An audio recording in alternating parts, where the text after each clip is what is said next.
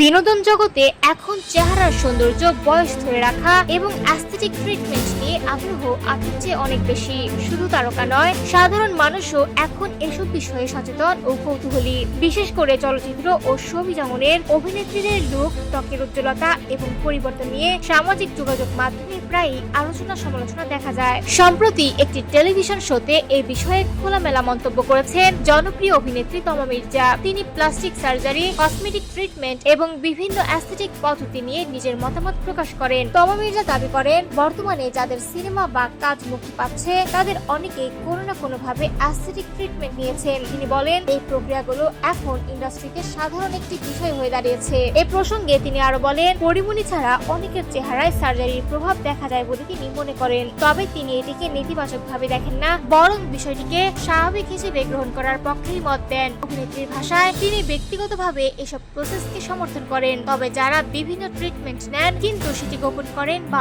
অস্বীকার করেন তাদের আচরণ নিয়েই তার আপত্তি রয়েছে। তিনি আরো বলেন, বয়সের সঙ্গে সঙ্গে মানুষের চেহারায় স্বাভাবিক পরিবর্তন আসে, কিন্তু অনেক ক্ষেত্রে পরিবর্তনগুলো শুধু বয়সজনিত নয়, বরং কিছু প্রক্রিয়ার ফল হয়। তাই এগুলো অস্বীকার করার প্রয়োজন নেই বলে মনে করেন তিনি। তমা মির্জা নিজের উদাহরণ টেনে বলেন, গত 15 বছরে তার নিজের চেহারাতেও পরিবর্তন এসেছে, যা যে কেউ লক্ষ্য করতে পারে। শুধু নারীরাই নয়, পুরুষরাও এখন এই ট্রিটমেন্টের দিকে ঝুঁকছেন বলে জানান তিনি। চুলদারির যত্ন থেকে শুরু করে বোটক্স, স্কিন স্পট রিমুভাল সহ নানা ধরনের কসমেটিক প্রক্রিয়া এখন পুরুষদের মধ্যেও জনপ্রিয় হয়ে উঠেছে।